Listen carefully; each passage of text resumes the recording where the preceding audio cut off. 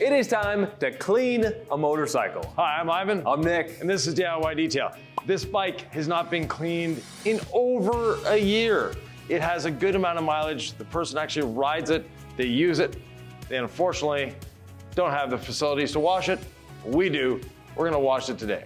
We get so many questions about how do I properly wash a motorcycle? Right, same as a car. There's not a lot of differences. And people think, oh, it's a bike, it's gonna be small, it's gonna be fast. Not quite. This can actually take longer than a car to do because of all the intricacies. And we're gonna show you how to speed up some of that. Is there anything I should know not to get a chemical on? Should I be bagging something? For someone with a bike out there, what do they need to know? When they drive through the rain, everything gets wet. So there's not a concern there. One thing you never do on a motorcycle, tire shine on the tires.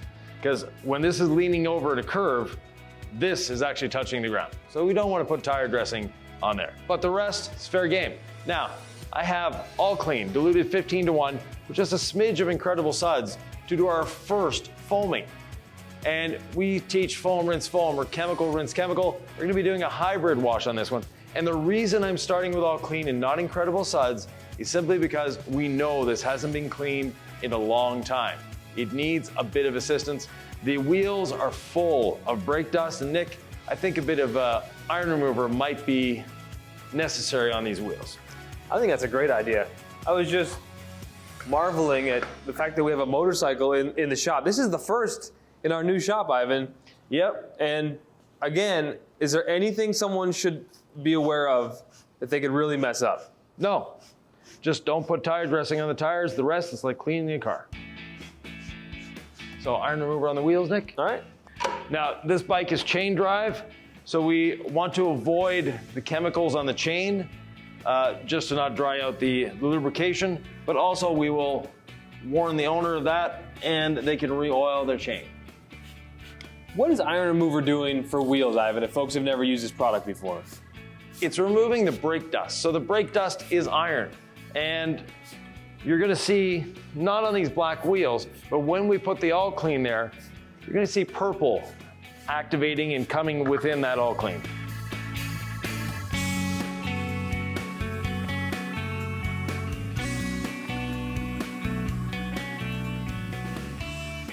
I'm wanting to get in and around everything.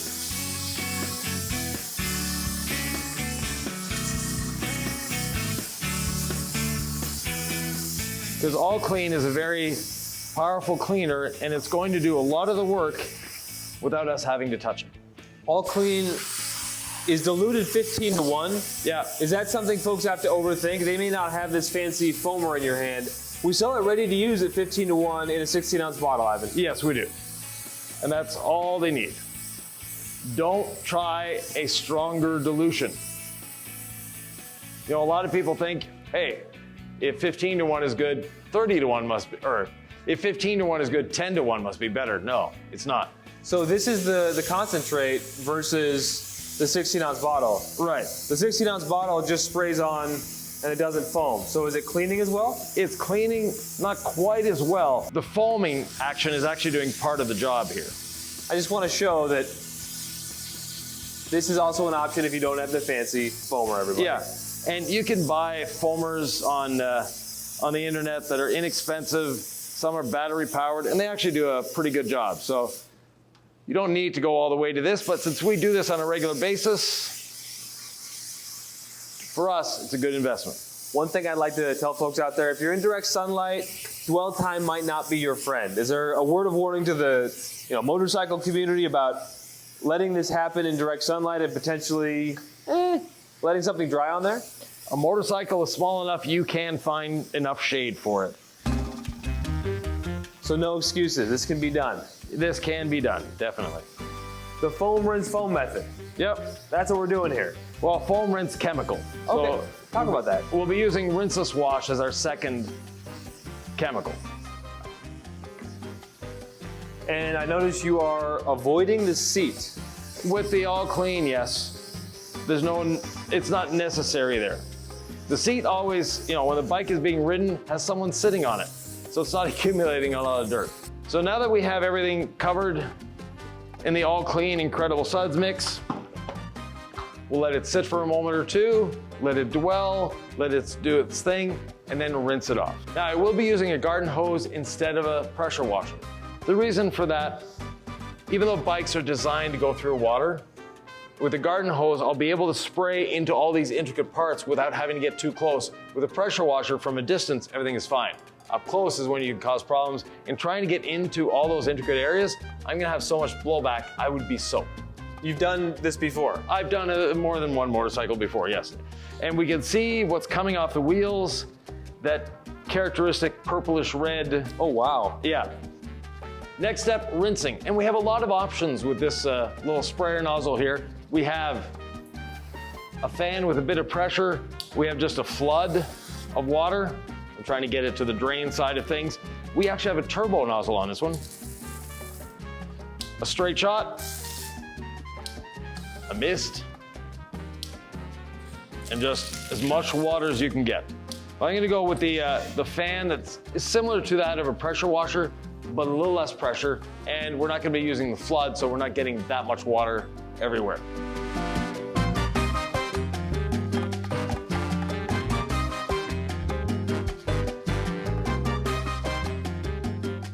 It might surprise folks out there, Ivan, that a hose actually uses more water than a pressure washer. Yeah, a lot more water. What are you focusing on as you rinse here? I'm trying to get the suds off of everything because I know that where the suds were, there was dirt. And getting the suds off, it's emulsified, it's lifted that dirt off. Therefore, I'm able to rinse away the dirt at the same time. Ivan, you said rinseless, and to me, rinseless is fast, but it's also kind of boring. Foam rinse foam is near and dear to my heart. I'm a foamer. Let's foam it up then. All right, so Incredible Suds as my second step of the foam rinse foam? Yeah, I'm gonna go get the foam cannon and the pressure washer. If you've seen any of our engine bay cleaning videos, this is actually a very similar technique that we're doing here. Because we are cleaning an engine, but we want to get the foam in everywhere because we want the foam to do the majority of the work. So what do we have in the foam cannon if folks don't know? We have Incredible Suds diluted 32:1.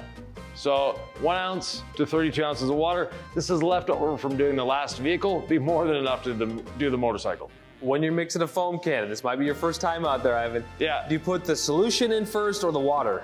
Water in first, because if you put the soap in first, the Incredible Suds, you won't get to half with water. It'll just be overflowing with suds. If you think that was a dumb question, let me know, but I try to have the beginner in mind. Like, what questions would I be asking if I just started out? Because there's a lot of them, you know? There's a lot of that. So, go ahead, Ivan.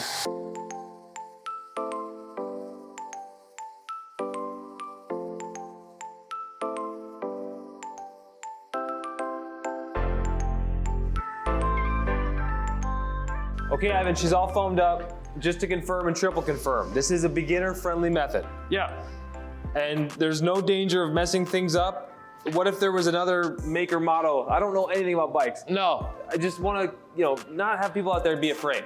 Once again, they're designed to be driven through water on a regular basis, so it's not a big deal. We have an overabundance of foam here.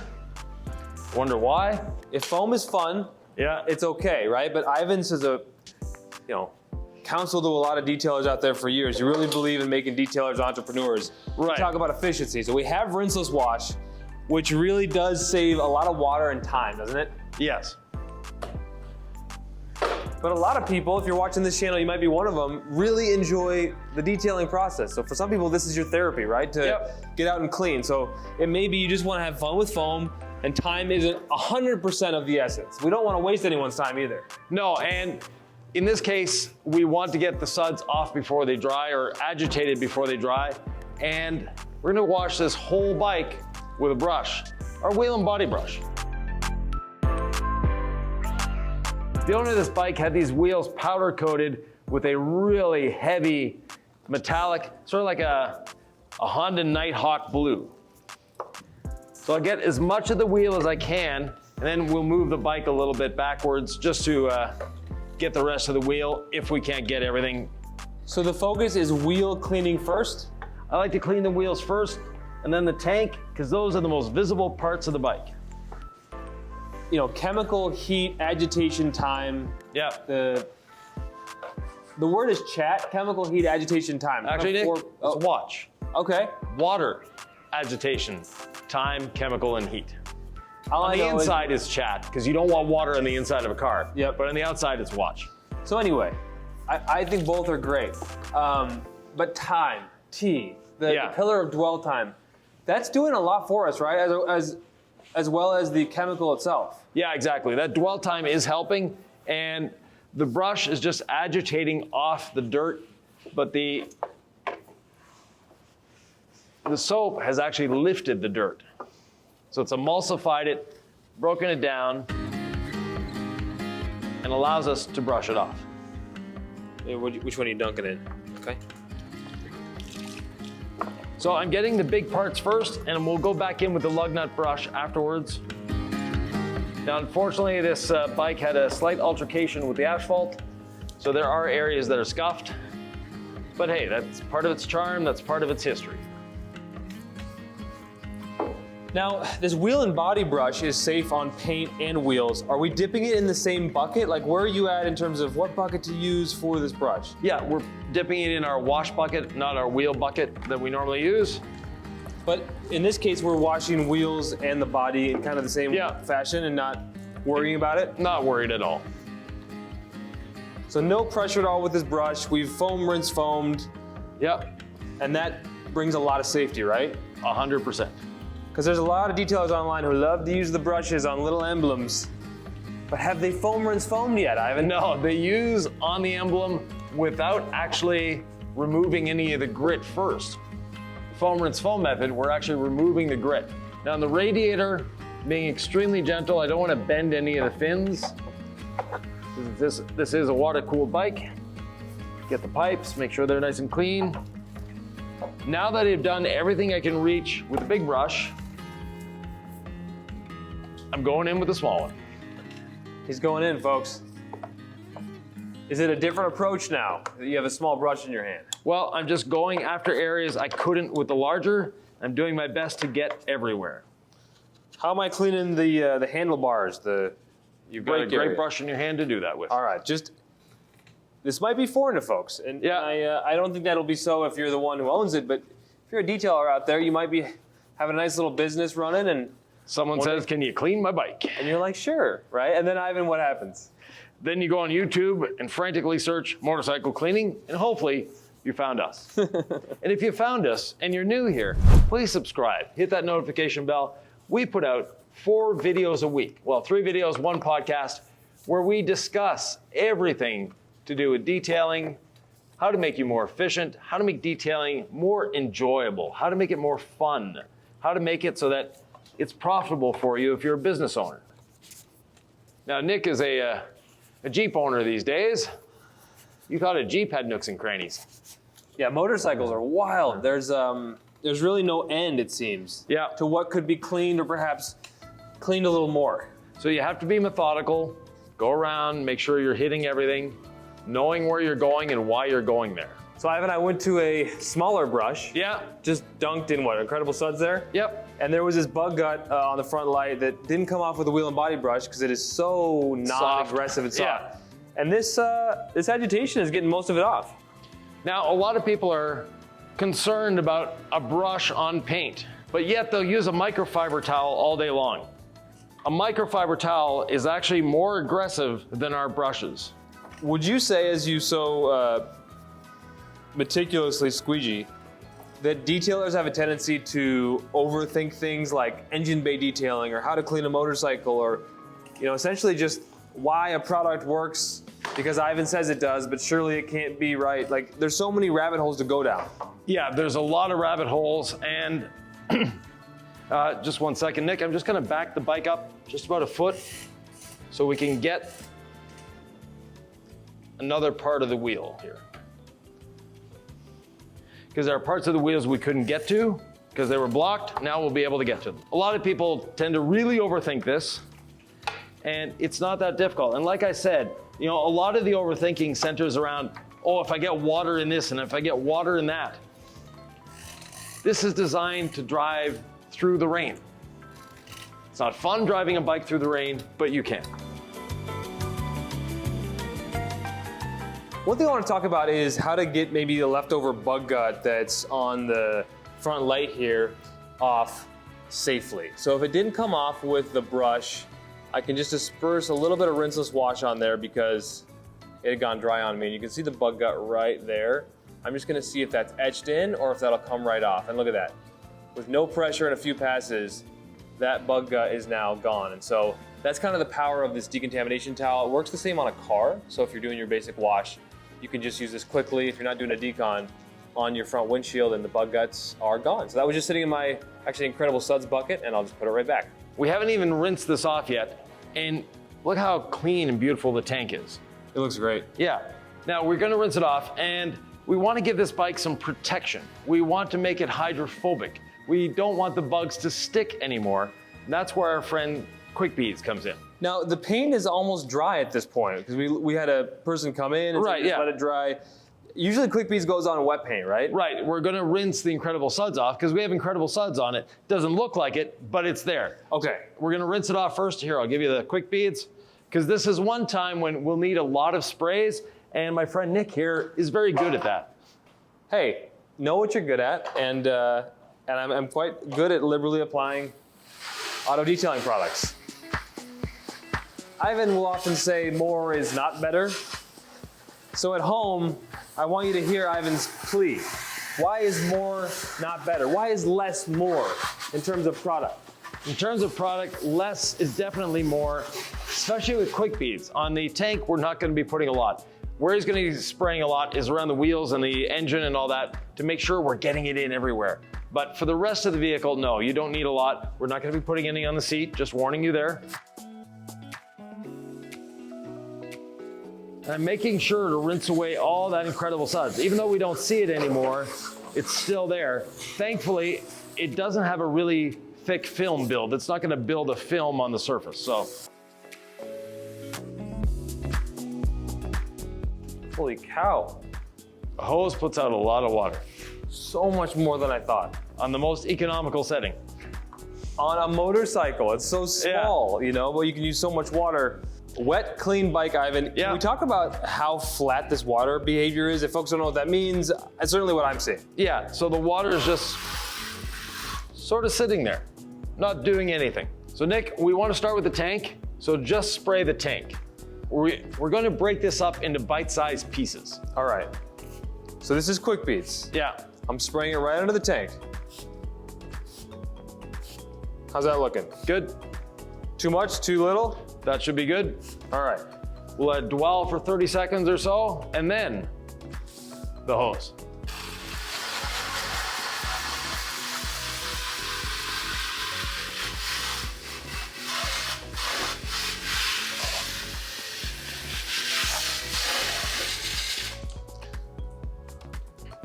Immediately, Ivan, Quick Beads just made this entire surface beat up. What's happening there? So we've applied some ceramic protection. It's there. On a bike like this, it can last up to a year. I mean, it's not gonna be going through a car wash any day soon. Right. So very durable, and normally people store their bikes inside. That being said, it just makes it easier to dry as well. And we are gonna be drying the bike, but before it dries by itself, we need to get the rest done. So start with the rear wheel here, Nick. Anything I'm not trying to get Quick Beads on? No. After the wheel, do the rear fender. Am I going on the other side? Or, Yeah. okay.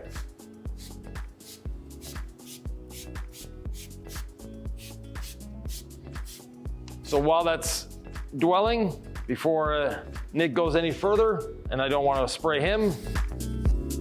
Even the plastic has some water behavior now. Yeah. So next, Nick, you want to do the swing arm on that side? So that's right here? Yeah. Okay. More than that? No, that's good. Okay. Get it all the way to the back of the swing arm. Yep.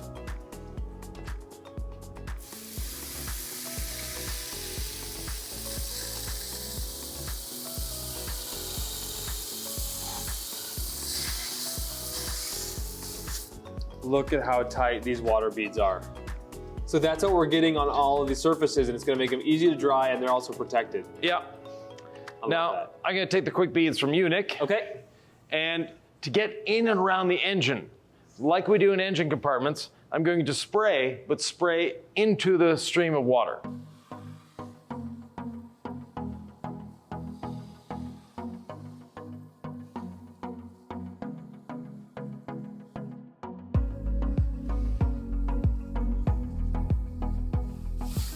So everywhere the water goes, so does the quick beads. So we're distributing the quick beads everywhere and then making sure we flush it down the paint with that final rinse. Yeah. And I'll do the same with the front fork area here.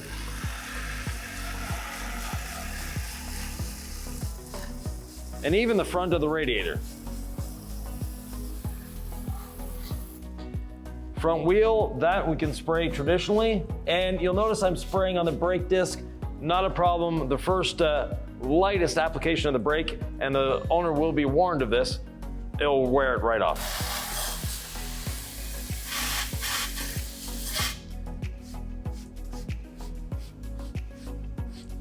Fork, headlight, handlebars, gauge cluster.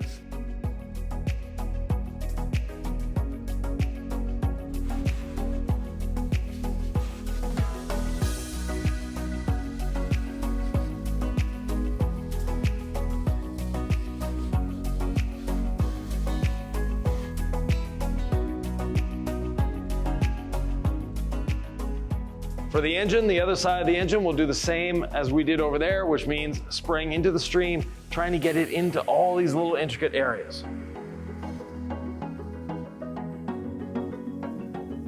And then I keep rinsing, get rid of that little, what looks like soap suds.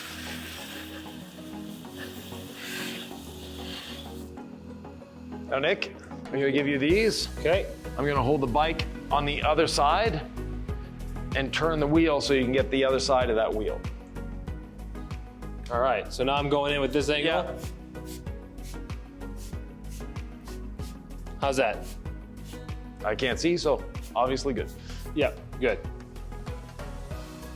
Let it dwell. What's our official dwell time with quick beads? 30 seconds or so. But again, you've shown that you can just spray it right on. Oh, you and can, it'll yeah. work. Yep.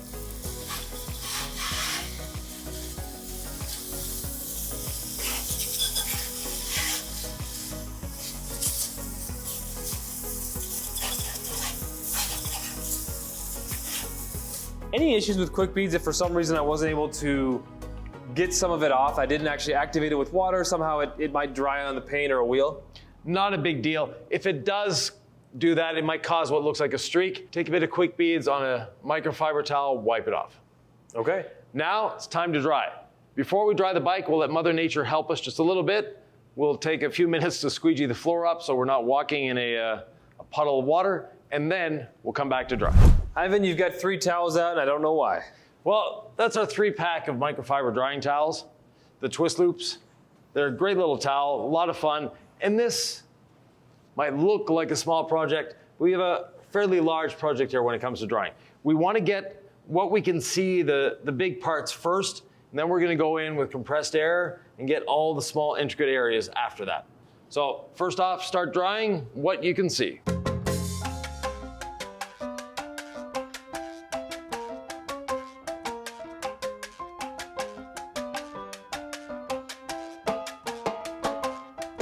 Ivan, it's so easy to dry with quick beads on the paint. And it's not really on the paint. Can you explain kind of what the heck quick beads is doing for us here? Well, yeah, quick beads is there to help us dry. Obviously, it is a drying aid. That's what we sell it as, but it's also leaving behind some ceramic protection. Now, it's not a full-blown ceramic coating that's gonna last for years, but it is there, it is protecting, and it is helping out. Now, you're able to spray it in there. You've got everything coated in something that's going to give it some durability. Yeah, some durability, some hydrophobics, and more importantly, make it easier to clean the next time. Is this the most time-effective way to detail a bike? Not necessarily, but it's the most thorough way. A lot of people like using a waterless wash on a motorcycle, but then you can't get into all the areas we got into doing it this way. Oh, look at the little beads on the mirror. Yeah. Goodbye. Now, quick beads is a graphene-infused sealant. Right. What is the graphene significance for folks out there who are still watching and maybe they're curious what Ivan has to say? So graphene oxide, or reduced graphene oxide, which is what we use, is great at helping reduce the incidence of water spots. It's not going to prevent water spots, nothing does, but it helps reduce the incidence of water spots. So less chance of water spotting. How does the graphene work to do that? If we think of it as, we've all seen marketing images of graphene, and it looks like a matrix of, normally the one I've seen is a matrix of green lines over a football field saying that, one drop of graphene can cover this whole football field. In an ideal world, in a lab setting, yes. But what we're actually doing here is there's graphene oxide molecules that are sort of forming little islands within the sealant that's on the surface. And they're close enough together that the minerals can't penetrate and can't hold on. But over time, that graphene goes away, just like our 3-year graphene coating. It's actually gonna last much longer than 3 years, but we call it a 3-year coating because the graphene aspect of it only lasts about 3 years. So once we've got everything we can get to easily, dried, then we go in with the big guns. So you could use a leaf blower at this point, but I prefer compressed air because it's more precise. I can aim it where I need to. So I'm gonna start from the top and work my way down.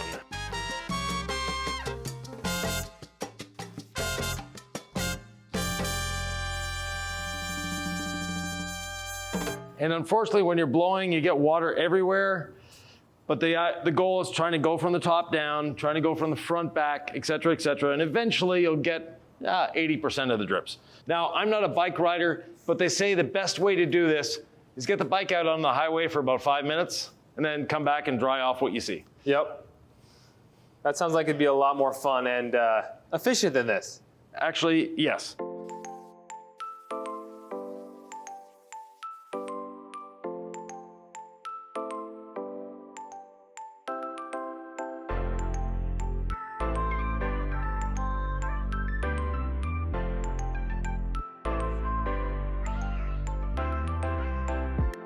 So that side is done. Any residual drips, then I'll do the same on this side. For the wheels, just like on cars, I like to add just a touch of ceramic gloss, extra lubrication, easier to clean, and it smells really good too. Well, I was just about wiped down on this side, but you know what? I'll never turn down the opportunity for some ceramic gloss, Ivan. And these wheels with the metallic flake powder coating, they're spectacular. Oh man, they look great. It's a great choice. And they clean up really nice too, don't they? Yeah. Those of you concerned about powder coating versus paint, powder coating is plastic. It's just a different way of getting it onto the surface. Really? Yeah. So powder coatings can take our regular protection products or ceramic coatings? 100%. So if someone says I've got powder coated wheels, I'm not sure if you'll be able to work on them. What do you say? Yeah, they're just like painted wheels. It's just the paint was deposited in a different fashion. Now, some powder coatings are a little more durable, which means you can definitely polish them. Now, doing this side of the wheel a little more challenging, so we're gonna have to break it up into quadrants, meaning moving the motorcycle a little bit. So getting in where we can.